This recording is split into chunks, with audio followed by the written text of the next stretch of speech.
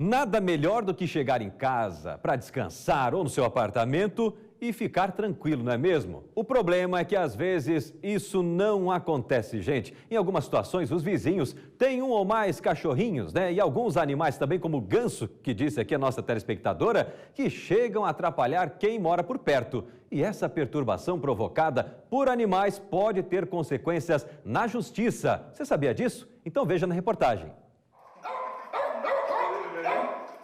É só chegar visita no apartamento da Sabrina e do Luiz que a Aya e o Fausto comemoram. Mas nem sempre a comemoração dos dois cachorrinhos é bem-vinda. Às vezes o Fausto, que é mais elétrico, solta uns latidos. Ainda bem que os vizinhos não reclamam do barulho. Por isso os donos preferem prevenir e estimulam com que os cães façam uma reação mais silenciosa. O vizinho reclamou? Não, graças a Deus ainda não. E ouve o cachorro dos vizinhos?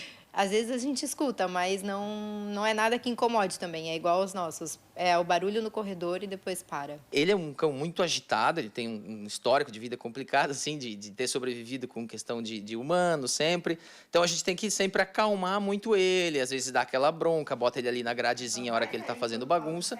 E ela, claro, naturalmente sofreu essa influência, mas ela é muito tranquila, assim, realmente não tem nenhum latido, nada fora do comum. Como a Aya é mais calma, a Sabrina e o Elias sempre acabam dando um pouco mais de atenção para o Fausto. Principalmente quando vem visita para cá, ele dá alguns latidos. Mas aí eles já sabem o que fazer. Colocam o Fausto num cantinho da disciplina e o cachorro entende que fez alguma coisa de errado. Essa atitude é justamente para que haja harmonia no edifício e que nenhum vizinho reclame do barulho. Quando começa uma bagunça um pouco acima, se a gente está acompanhando, a gente já tenta separar, acalmar e eventualmente separar, botar numa grade, alguma coisa para eles poderem abaixar a energia, né? Quando eu morava em São Paulo, a acústica não era tão boa assim dos apartamentos, né? Então todo dia eu escutava os dois cachorros de cima correndo pela casa e ficava aquele o tempo todo, eles latindo, tudo. O barulho de um cão, seja no apartamento ou em casa, pode incomodar os vizinhos.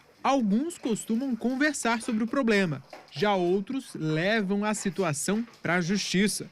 E olha que não são poucos os casos de judicialização por perturbação de animais domésticos. Hoje em dia o que há, na realidade, é um direito garantido aos proprietários de animais de estimação, que eles podem, então, ter o seu convívio com o animal dentro do seu apartamento, dentro da sua unidade condominial.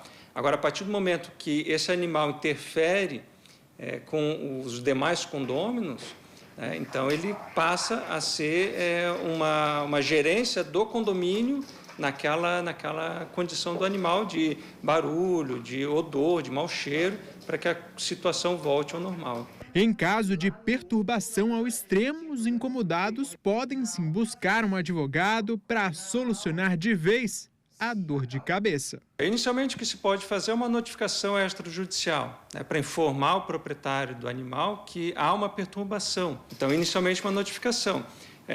De outro lado, também pode ser registrado no boletim de ocorrência, porque é considerado um crime de contravenção. Mas, para evitar essa situação, os donos dos animais precisam entender que nem sempre a felicidade do cachorrinho dentro de casa vai ser recebida da mesma maneira na casa do vizinho.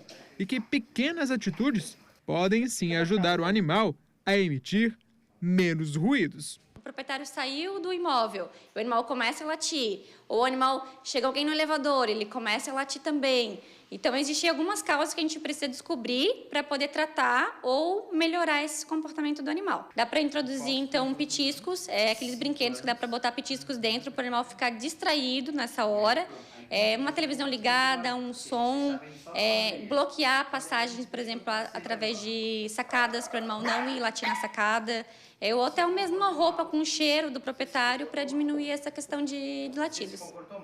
Tá aí, perturbação do sossego, crime de contravenção penal. Muitas pessoas pensavam, né? Tem a antiga ideia de que é a partir das 10 horas da noite até as 5 horas da manhã. Não, agora não tem problema fazer barulho porque ainda é 9h30 da noite. Não, gente. Crime de contravenção penal, no que diz respeito à perturbação do sossego, é para todas as horas do dia. Inclusive uma empresa que possa causar barulho, ruído, se solicitado o silêncio, a redução do barulho que vá acima dos decibéis que são determinados pela nossa legislação, é passível de causa judicial.